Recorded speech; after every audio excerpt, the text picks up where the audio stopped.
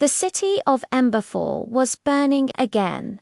Ash drifted through the cold night air like black snow, a grim reminder of the Magister's iron rule. I sprinted across the shattered bridge, my heart pounding a frantic rhythm against my ribs. Below me, the river hissed and steamed where fire met water, sending choking clouds into the sky. The city I called home was a battlefield, and I was public enemy number one. Behind me, the heavy thud of armored boots echoed on the stone. "Stop!" a voice roared, dripping with authority. By order of the Magister, Fat Chance. I never stopped. I skidded around the broken statue of a long-forgotten hero and launched myself into the air. My fingers scraped against the edge of a rooftop, and a sharp pain shot through my shoulder as I scrambled up. I rolled just in time. A bolt of raw blue magic cracked through the air, shattering the stone where my head had been just a second ago. The Magister's enforcers spilled onto the rooftop, their rune-etched armor glowing with an icy light. 3 of them, great odds. I rose slowly, my lungs burning, trying to catch my breath. Heat was already stirring under my skin, a familiar, dangerous warmth. My fingers twitched, eager to answer the threat.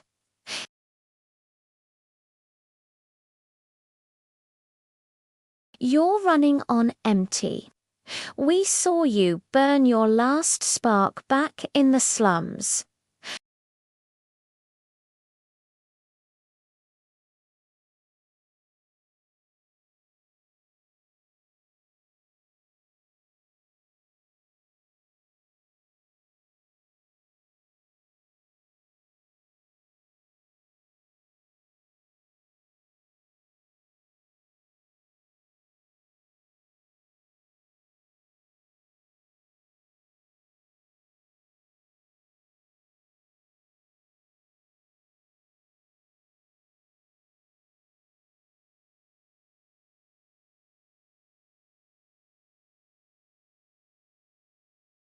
Another was thrown backward through the air like a rag doll.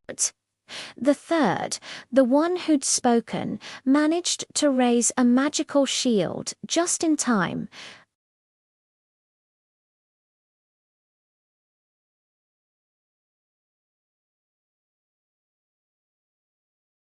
I landed hard on the next building, rolled to absorb the impact, and kept running. Every spell I cast cost me something. Every flame I summoned burned a piece of my soul that never quite grew back. That was the price of wild magic, without the Magister's permission, without his chains. He hated that. He hated me. Ahead, the obsidian tower pierced the smoky sky, its crystal crown pulsing with stolen light, a beacon of tyranny. That was my destination. That was where they kept it. The heart flame, the source of all magic in Emberfall, the very thing that allowed the Magister to control it, to ration it out like scraps to the loyal. I burst through a broken stained glass window, landing in a shower of coloured shards inside the tower's lower hall. The air was thick with power. Candles lining the walls flared violently as I passed, their flames dancing and cowering as if from a predator. I didn't slow down. I took the spiral stairs, 2, sometimes 3 at a time, my lungs screaming for air, my muscles protesting with every step. Finally, I reached the top. The chamber was circular, vast, and silent. And there, in the very center, it hovered.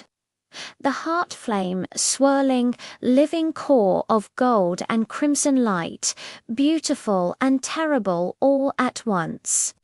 It was bound by chains of black sigils that seemed to dig into the fabric of reality itself, bleeding it dry.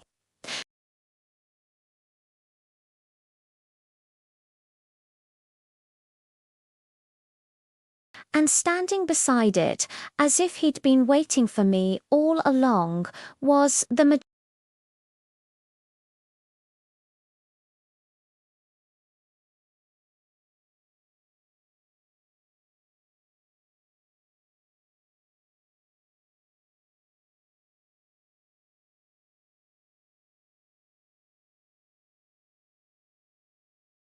He looked at me not with anger, but with a kind of weary disappointment.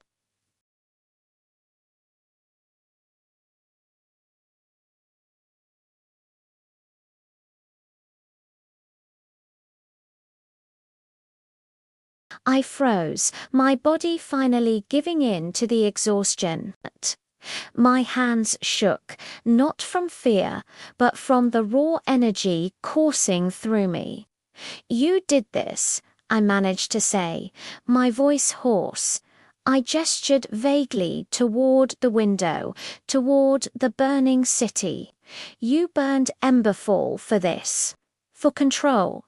"I saved it," the Magister replied, his tone unwavering. "Magic without order is a cancer. It destroys everything it touches. You, Kael, are living proof of that." A bitter, harsh laugh escaped my lips. "Funny. From where I'm standing, it looks pretty destroyed already." That seemed to be the last straw. The Magister lifted his staff, a simple rod of dark wood, and the entire room slammed into me. Invisible pressure crushed me to my knees, forcing the air from my lungs in a painful gasp. Cracks spiderwebbed across the marble floor beneath me from the sheer force of his will. He didn't even have to cast a spell. He just decided. "You could have been my greatest student," the Magister said, his voice laced with a chilling sadness. "You could have been great. Instead, you chose chaos." I coughed, the coppery taste of blood filling my mouth. I looked up, meeting his fiery gaze. "No," I whispered, the word a ragged breath. "I chose freedom." With a final, desperate surge of will, I reached inward. Not for the fire, not for the wild, roaring magic I usually called upon. I reached for something deeper, something I had hidden away and protected. The tiny, dying ember I'd been saving. The very last spark of my own magic, the one I swore I'd never use because using it meant its end. It answered. A low hum filled the chamber. The sigil chains around the heart flame rattled, vibrating as if in sympathy. For the first time, I saw a flicker of surprise, of genuine shock in the Magister's eyes. "No," he breathed. I screamed as the power tore through me. It wasn't just fire. It wasn't light. It was pure, raw magic, unshaped, untamed, and gloriously, terrifyingly alive. The chains around the heart flame didn't just break, they shattered into a million pieces of glittering dust. The heart flame surged, not away from me, but into me. It was a torrent of suns, a river of creation, and it burned and broke and remade me from the inside out. The tower shook to its very foundations. Outside, the sky split with a deafening crack of thunder. The Magister struck, unleashing the full, terrifying extent of his power.